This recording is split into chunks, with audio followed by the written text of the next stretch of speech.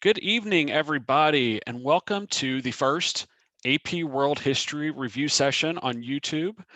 I'm so excited to be here today. I think we've got a great lesson for you to get you ready for the AP test in May.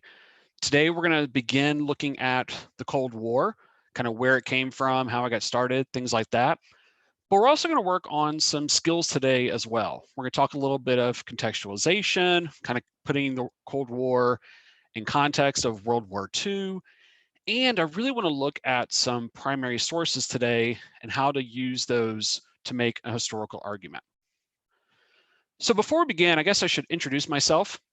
My name is Mason Logereau, and yes, that is pronounced Logereau. I know that it looks like Loggy Rot or, Loggy Rot is probably the most famous pronunciation that I get. I've heard a lot of them. Even growing up in South Louisiana, where there's a lot of people with crazy French names, my name still gets mispronounced there. But now I'm in Texas. I live in Austin, Texas, and I teach at Pflugerville High School, which is in one of the Austin suburbs. Absolutely love Pflugerville. In fact, to all my Pflugerville students today, I am wearing my Pflugerville shirt. So shout out to Pville for that. And yeah, just really excited for what we got going on today. So let's get right into it. All right, so today, like I said, we're going to start with the sort of major causes of the Cold War. Now, a lot of you are aware that this year's AP test is actually only going to test things up until around 1900 or so. If you weren't aware of that, you need to talk to your AP teacher to make sure you get all the details about the changes for the test this year. So now you're thinking to yourself, okay, if the test only goes up to 1900, why are we talking about something that didn't start until 1945? A couple of reasons for that. First of all, remember that when you pass the AP test, you're telling your future college or university that you understand modern world history. And so I want to make sure that you at least have, at least learn a little bit about events post 1900 for the Cold War. Secondly, for a lot of you, you're in 10th grade right now. Next year, or maybe in your 12th grade year, you're going to be taking AP US history, in which case you will definitely be learning about the Cold War. So I want to make sure today that you're introduced to it so that next year when you get to APUSH, you'll have that kind of information on your belt and ready to go. Thirdly, I want to consider that world history in the 1900s is extremely important for understanding our world today. I mean, kind of consider the current situation that we're in right now with the coronavirus, something that is impacting people all over the world. In order to understand what's going on with that, you have to understand the last 120 years of world history. Now, speaking of the coronavirus, I know that right now it is a crazy time, and wherever you are, it's a crazy time where I am. We're all doing our best here to make it through. So I just want to tell you, first off, I'm so glad that you're in here watching tonight. I think this is going to be a big benefit for you. But I also understand there's a lot of other things going on in your life right now. So I'm glad you're able to take some time out, though, to watch this video to help you with the AP test in May. And actually, the kind of the way I see it, I think there's kind of three types of people that are watching right now. First are the people that are excited about studying for the AP test in May and are really looking to get some help and to review it. And that's great. I think you need to keep working hard until May. Two, there's some of you that are just giant history nerds, just like me, and want to learn about the Cold War.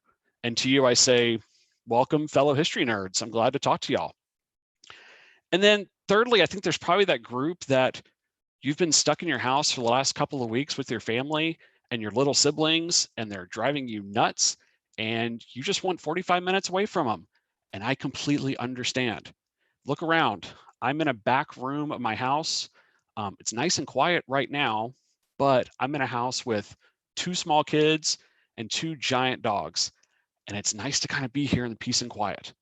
And something tells me over the next couple of weeks as we do these lessons, at some point, either the kids or dogs are going to barge in during a lesson. I'm going to try and stop them, but you know how it is. It is going to happen at some point. But if you're just looking for a little time to get away, I'm here for you. So let's do it. And I've got a couple of recommendations for some movies and books that you can read during your quarantine time if you're looking for something to do. All right, so we're going to talk about the Cold War today. We're also going to talk about sourcing of documents, like I mentioned, which, by the way, is an extremely important skill that you need to understand to do well on the AP test. But also, I want to kind of think about, what do you need to know before you start all this? You need to understand that coming out of World War II in 1945, the United States and the Soviet Union were the two main world superpowers in the world. And we'll discuss why that's the case here in a second. You also need to make sure that you know how to at least identify a document's point of view, purpose, situation, audience. And I know that you've been doing that in your class all year, so we should be good there. All right, so let's do kind of a quick warm up. Now, I don't know how you do warm ups in your school. This is going to be a little bit more informal, obviously. So if you have a piece of paper, you can jot down your answers to it. If you don't, you can just think of these in your head. But what I'd like you to do is take a second and think about continuities and changes in these countries. These were kind of the major players in World War II. Just take a second, think about what changed and what stayed the same for these countries from around 1939 to around 1945 during World War II. So I'm going to give you 1 minute, jot down some things if you can. If you just want to think them in your head, that's fine too. And then we'll go over some answers. Ready? Go.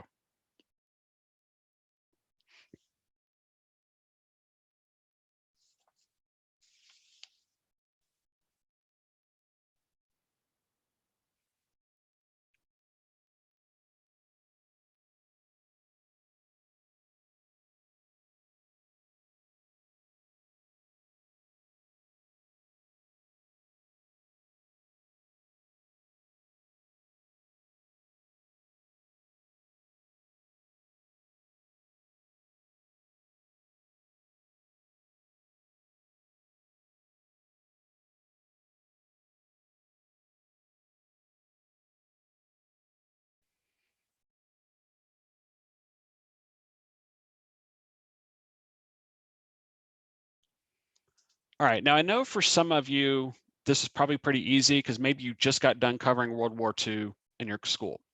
For some of you though, maybe your class didn't get to World War II before you had to stop for the coronavirus. So let me go through some answers and hopefully this will help you out. Now, you may have different answers than me. That is totally fine. I would love to hear responses from you, but there are a lot of you watching right now, and sadly, we just don't have the ability to listen to answers from everybody. So as we're going through these questions today, as you're answering things, please talk to your teacher later on and ask them what they think about your answers if they differ from mine, because there's a lot of correct answers that you could put down here, okay? I would love to help you, but there's only one of me and there's like thousands of you watching right now. So I obviously cannot grade them all, but your history teacher at your school most definitely can. So please reach out to them. Hopefully your school set up some kind of virtual classroom, either on Google Classroom or through email or something like that. But if we think about kind of big changes that these countries went through during World War II and how they came out the other side of it, consider England. England had a lot of destruction to their major cities through German bombings. But after World War II, you also see them beginning to lose a lot of their overseas colonies, India being the major one. We're actually going to talk more about that in detail next week during one of these lessons. So I'm not going to get into too much detail now, but understand the British Empire is definitely beginning to shrink during World War II and after. For Germany, obviously they lost the war. Hopefully you've figured that out by now. We see the decline of the Nazi Party, obviously the suicide of Hitler. But for Germany also, remember, they're now being occupied by Allied forces after World War II. In the western half of Germany, you've got the United States, France, and Britain controlling that. In the eastern half, you have the Soviet Union. That's going to be a big part of the Cold War here in a second. Now for the Soviet Union, first off, remember, major loss of life, high casualties for the Soviet Union on that Eastern Front in World War II. You also, though, kind of before the war and during it, see a lot of increased industrialization in the Soviet Union, more than you've seen that area, especially in the 19th century. And then, of course, after World War II is over, remember the Russians kind of swooped through Eastern Europe, pushed back the Germans. they now have troops all through Eastern Europe. And again, that's going to become very important here in a second when we start talking about the World War. Or sorry, about the Cold War, excuse me. For the United States, yes, a lot of Americans died in World War II. But when you compare it to the casualty numbers from other countries, the United States is way down on the list. So got out of the war fairly unscathed. A much improved economy coming out of the Great Depression of the 1930s after World War II. And at this point, at the end of World War II and the beginning of the Cold War in 1945, the United States is the only country with atomic weapons at this point. All right. Now for Japan, of course, Japan also lost World War II and lost a lot of that territory in East Asia that they had gained because the Japanese Empire had spread through most of East Asia during World War II. Obviously, they also have the destruction of Hiroshima and Nagasaki with the atomic bombs, and for a few years after World War II are being occupied by the United States. So that's kind of where we stand after World War II as we move into the Cold War. So I just want to make sure that you're clear on that before we move on. All right, so let's talk about what you need to know. I'm going to go through a few notes here with the Cold War. I'm also going to do some sourcing practice as we go through as well. Oops. Now, I also want you to understand, I'm really hitting the high points of the Cold War here today. I'm not going to be able to go into detail and tell you everything. So if you're looking for more information, make sure you're using your textbook and make sure you're talking to your teacher. Okay, if there's something you're confused by, talk to your teacher as well, because I am going to go kind of fast through this, to be honest, and I'm going to hit the high points. So if you have any questions, please, please, please talk to your teachers at your school. All right, so first off, kind of basics. We look at the Cold War. Most historians would date it from somewhere around 1945, maybe 1947 as a start date, until 1991, the end of the Soviet Union. And really what you got to understand is that the Cold War is conflict and hostility between the United States and the Soviet Union, but there's never a direct military war or conflict between the two countries. And by the way, that's a very good thing that there was not a direct war, because of course, by just a few years after the Cold War begins, both sides end up with atomic weapons. A war between the two would have been really bad for those countries and for the war and for the world. However, even though there's not direct conflict between the United States and the Soviets, there are plenty of what we call proxy wars throughout Asia and other parts of the world where the United States is supporting one side and the Soviets are supporting another. The Korean War in the early 1950s is a perfect example, the Vietnam War in the 1960s, or the Soviet invasion of Afghanistan in the 1980s. All those would be perfect examples of proxy wars. And over today, tomorrow, and Friday, we're going to look at a couple of those a little bit more in detail. But you also got to realize that during the Cold War, other things take on huge symbolic importance, symbolic victories and losses between the US and the Soviet Union. For one, consider the space race. Okay, Sputnik. The Soviets launched the first satellite in the world in 1957. And when that happens, it freaks everybody in the United States out. Oh my God, the Soviets put a satellite into space. What if they start using that to shoot lasers and missiles at us from space? This is going to be terrible. Now, I realize a lot of that sounds kind of science fiction-y, and of course that never happened, but that was a legitimate fear of Americans in the 1950s. By the way, okay, movie recommendation number one, since you're under quarantine and you got nothing else to do. Great movie to watch would be October Sky. It's got a young Jake Gyllenhaal in high school. It's set during the 1950s. Sputnik is a major part of it. Highly recommend it if you haven't seen it before. Now, also with the space race, 1969, the United States is the first country to land a man on the moon, Neil Armstrong. Again, that becomes a really important moment where it's like, woohoo, look, we beat the Russians to the moon. But the Soviets are starting to get worried about that. There's fears of the Soviet Union that the United States might try to build some kind of military base or somehow harness natural resources of the moon. There's a fear there as well. And then there's the Olympics. Okay, y'all have to understand, the Olympics were a huge deal during the Cold War. Now, I know these days we have the Winter Olympics and the Summer Olympics every 2 years now. And of course, a lot of us watch the Olympics, and it's a big deal for a couple of weeks. And then we, kind of forget about it.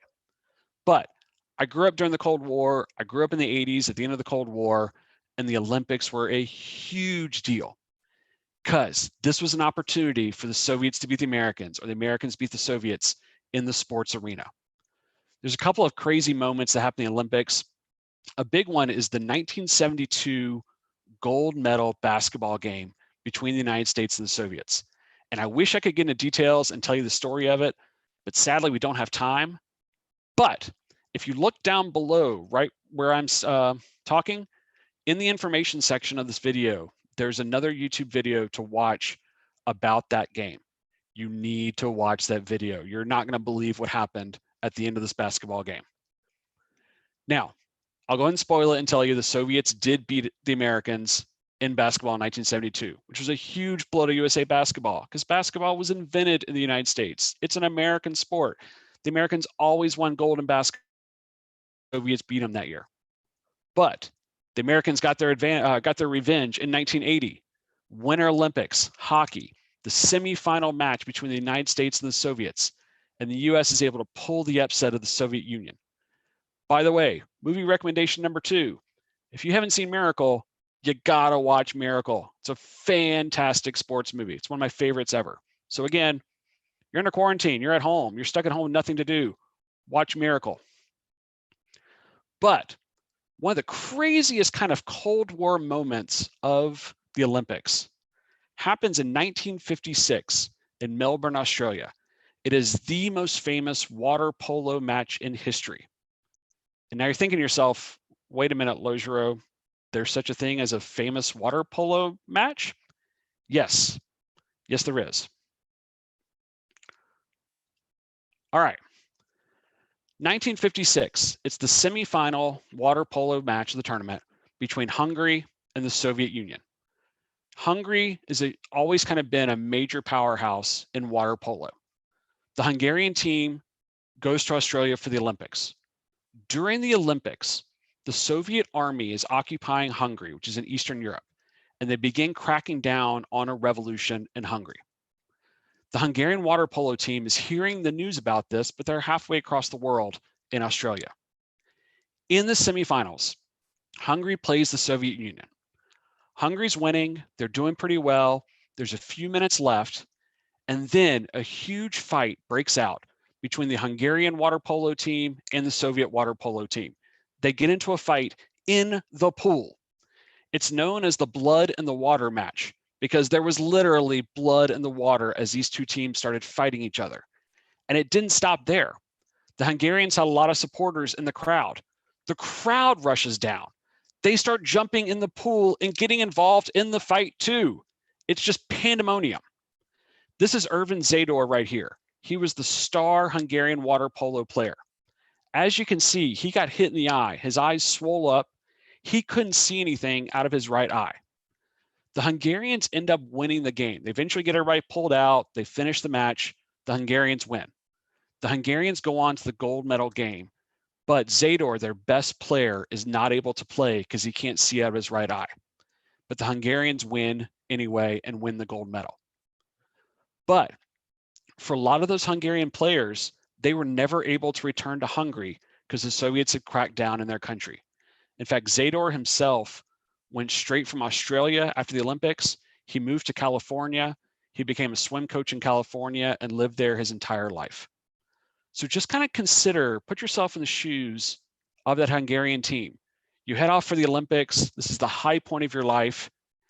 And then while you're there, you find out that you can never return back to your home.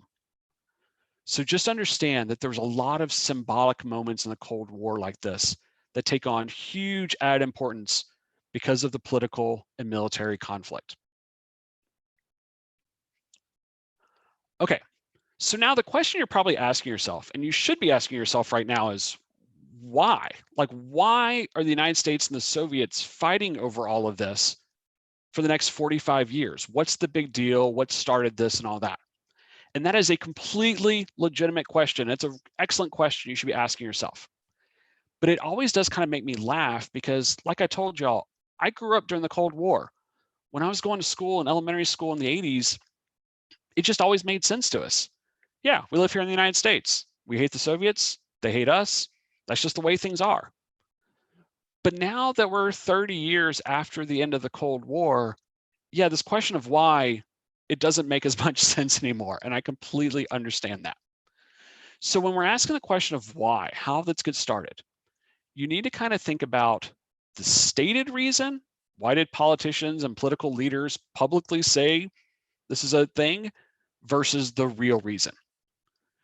To American politicians and to American leaders, the stated reason was this is a fight for human rights. This is a fight for all those Enlightenment ideals. Y'all remember that from a couple months ago when you studied that in school? Hopefully your teachers hammered Enlightenment ideals all the time. My students got tired of me saying Enlightenment ideals, and they knew this was going to come back up during this talk today. But those Enlightenment ideals of individual rights, the idea was to try and promote that around the world.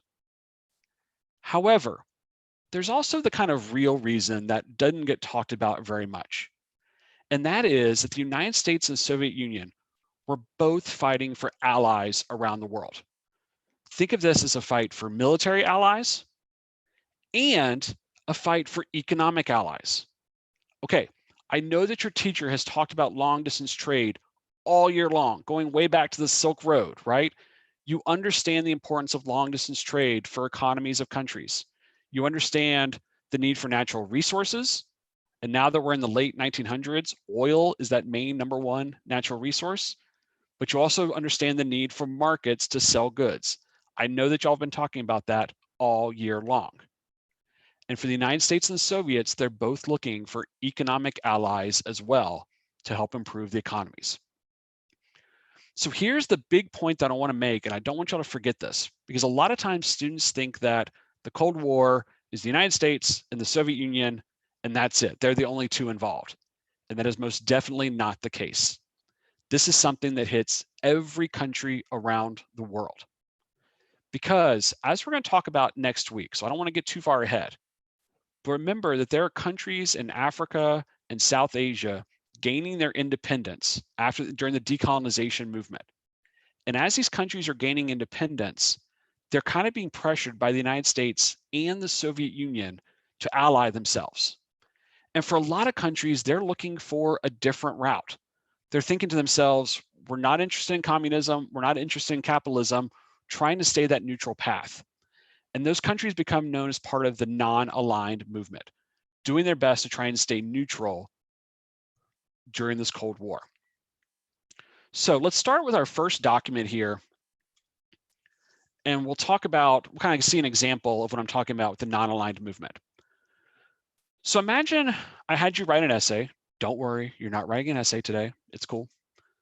But I said, analyze the causes and effects of the Cold War. If I was going to do that, and if I gave you a couple of documents, like in a small DBQ to do that, you of course have to use those documents to make a historical claim. And then you also have to do a little bit of sourcing for those documents as well. So take a look at this document here. This is from the president of Indonesia, President Sukarno. He was speaking to a group of leaders from countries in Africa and Asia. I'm going to give you 1 minute to read this document. And I want you to think about what kind of claims could you make about the causes and effects of the Cold War. And we'll kind of do this one together. Later on, I'm going to give you a document to do by yourself. So just take a second to read it. I don't want to read it to you. And then we'll talk about possible claims.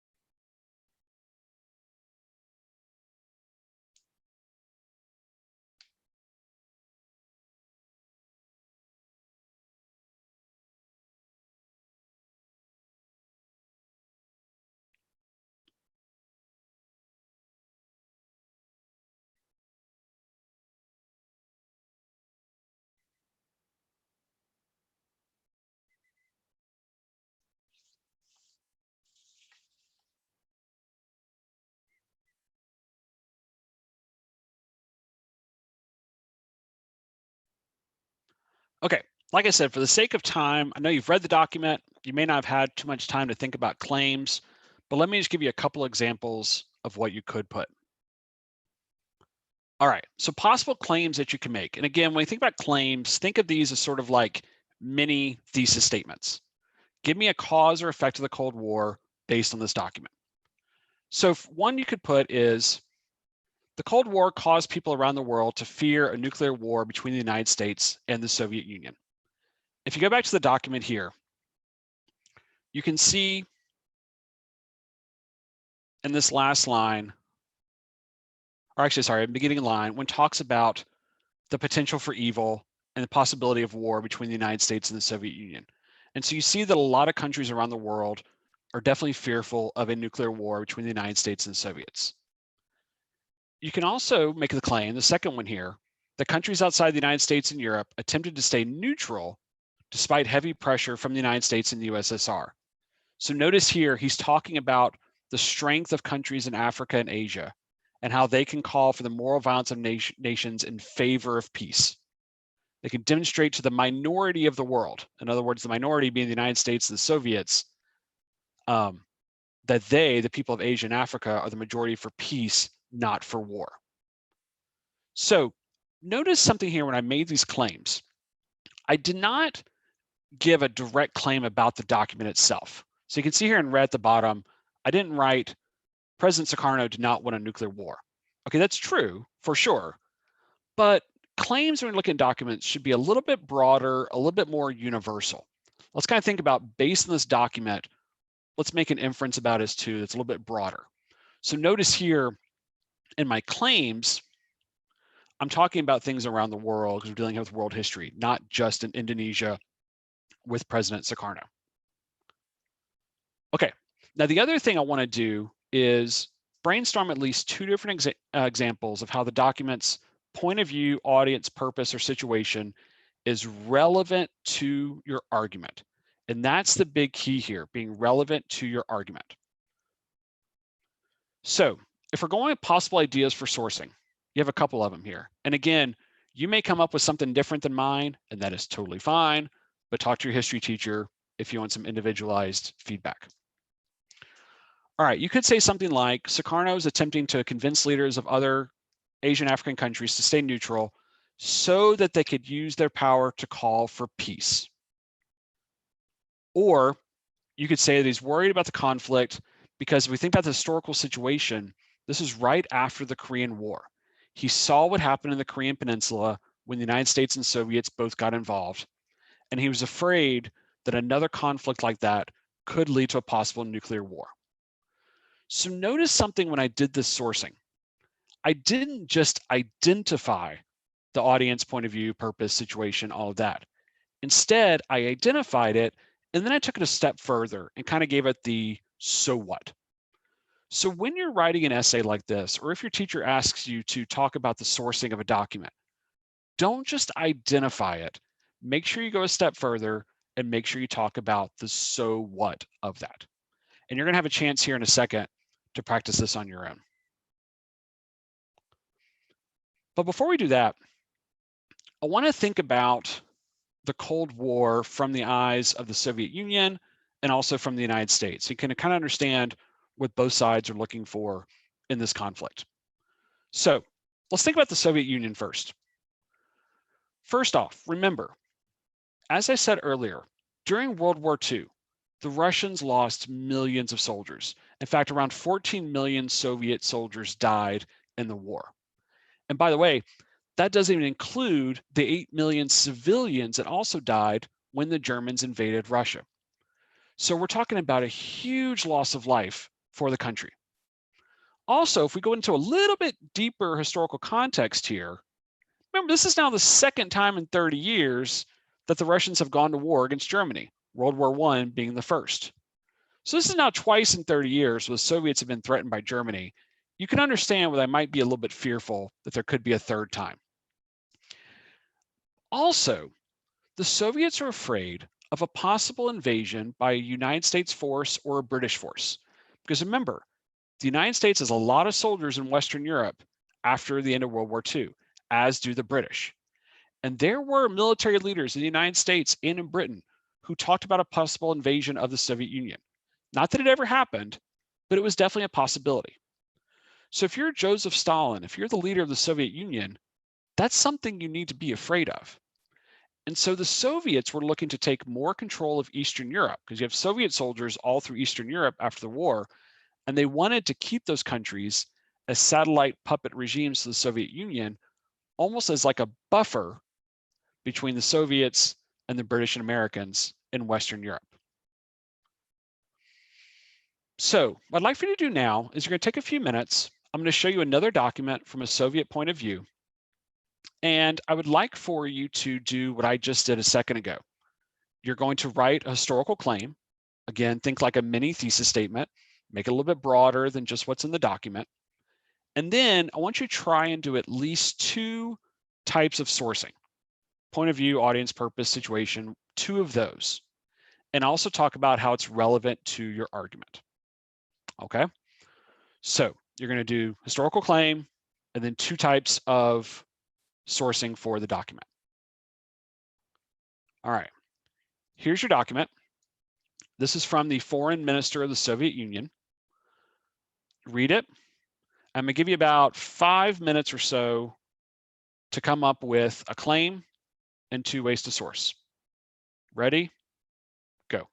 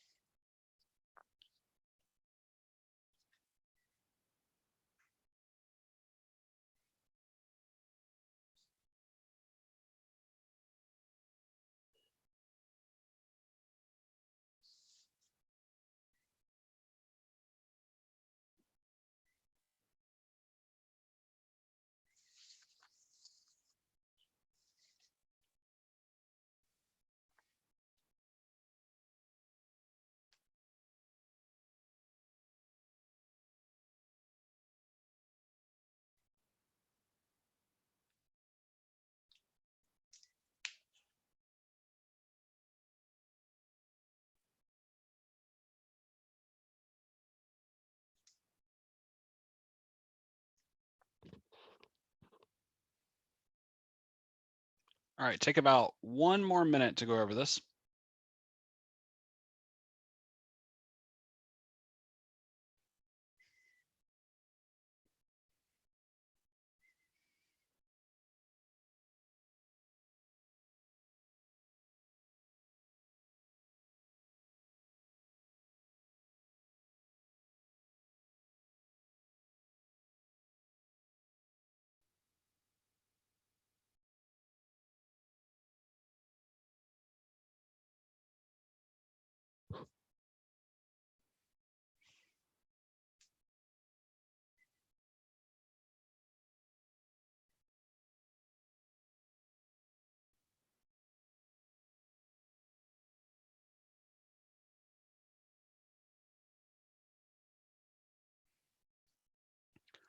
All right, let's bring it back together and talk about possible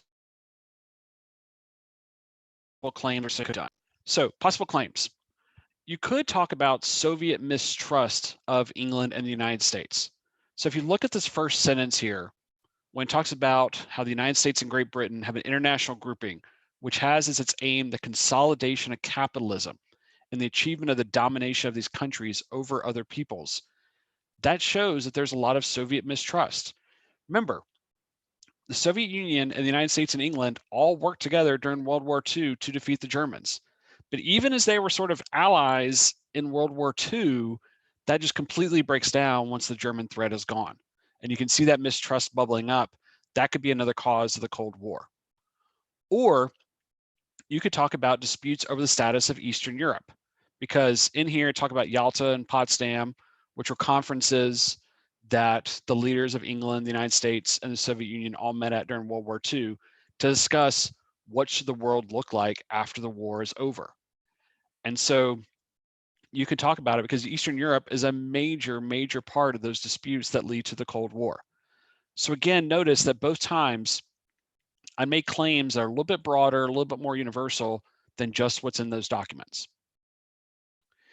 If you want to talk about sourcing here, notice that Molotov was directly talking to the Russian people because, of course, he realizes that if there's another war with the United States, which would mean now we're talking 3 wars in the first half of the 20th century for the Russians, 3 major wars, they're going to have the help of the Russian people. They're going to have that support. So again, notice that identify the purpose, but also giving the so what of it as well. All right. You could also talk about the historical situation of it. That again, this is over what's happening in Eastern Europe. The Soviet Union had claimed that they were going to take their troops out of those countries of Eastern Europe, but yet they had not. And that was leading to a lot of tension between the Soviets and the Americans. In fact, the Soviets were going so far as to set up puppet communist regimes in many of those countries. So you can talk about the historical situation of that as well. That'd be a great way to talk about sourcing. Okay, so we looked at the Soviet point of view, but also let's look at the American one. A couple of things here from the American point of view after World War II. First off, remember that after World War II, you have economies across the country that are just in complete shambles. Now, American leaders such as President Harry Truman, see here on the right, realize that in times of economic crisis in countries, a lot of times communism can be considered kind of appealing.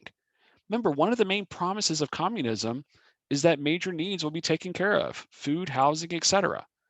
If you're living in a country where the economy is just in complete shambles, that sounds kind of nice. And you might be tempted to lean towards possibly some kind of communist revolution in your country. The American leadership realizes this. So after World War II, you see the United States spending millions and millions of dollars to help rebuild Europe, also to help rebuild Japan as well. It's part of the Marshall Plan. You'll get to it next year in AP US history. I don't want to get into too much detail with it now. You also see the United States building up their military to levels never seen in United States history, spending more money, more soldiers, bigger weapons than ever been seen to combat that possible Soviet threat. And really, the main thing I want you to take away from the American point of view is the idea of containment. American leaders realized that they weren't going to be able to invade the Soviet Union and overthrow the communist government. It's too big, there's too many people, it'd be way too difficult. But the American goal during the Cold War was to contain communism. Don't let it spread. Now, as we're going to talk about Thursday and Friday, that doesn't really work because, of course, China becomes communist pretty soon after the beginning of the Cold War, and there'll be some other countries that follow as well. But the guiding principle in American foreign policy from Harry Truman to George H.W. Bush in 1991 was containing communism. Which, by the way, real quickly, before we end today, my third suggestion for a great book to read, Stephen King's book, 11/22/63. I absolutely love it. It's about a man who time travels back to 1963 to stop President Kennedy from being assassinated.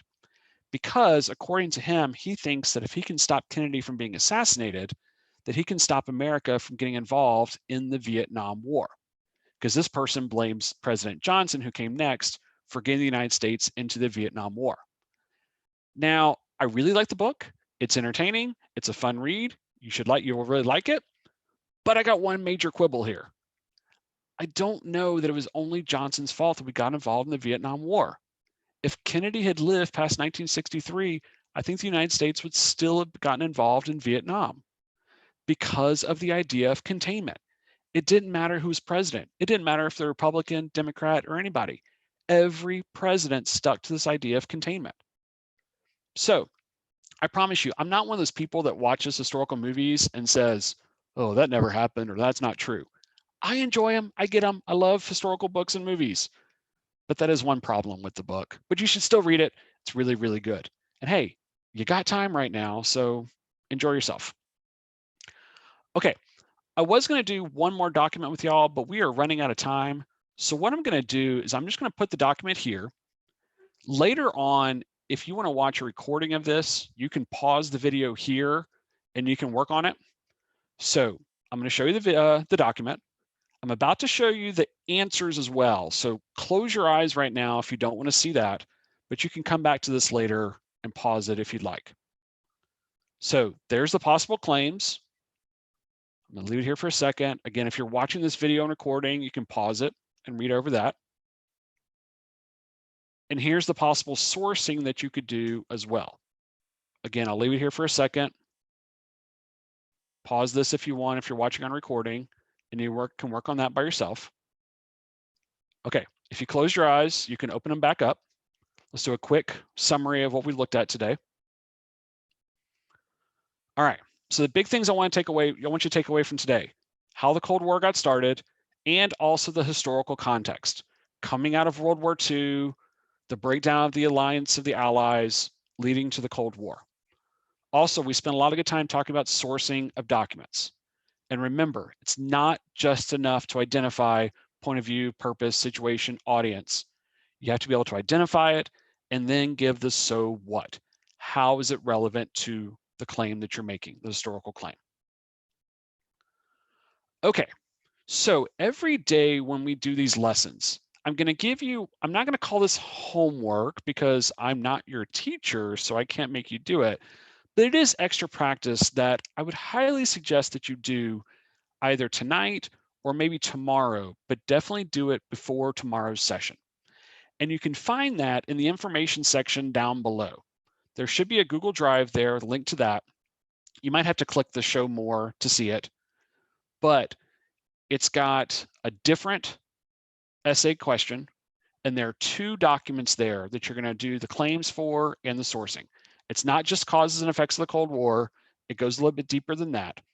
But I'd like for you to work on that tonight or tomorrow. And then tomorrow, you're going to have another teacher in here doing a world history lesson. And he's going to start off by going through these the answers to this practice. So he'll be here tomorrow. I'll be back on Friday at the same time for you to continue on with Cold War practice. So I want to thank y'all so much. I've really enjoyed this today. I'm excited about where we're going for the next month. If there's anything you need, please reach out to your teachers at your school. They want to hear from you. Okay, believe me, as a teacher, I want to hear from my students. I want to make sure they're getting ready for this AP test in May, because even though we may not be in school right now, The AP test is still happening in May, and you need to be prepared for it. All right, thank you so much. Stay safe, stay inside, stay home, make sure you're washing your hands, and I will talk to y'all again later. Thank you.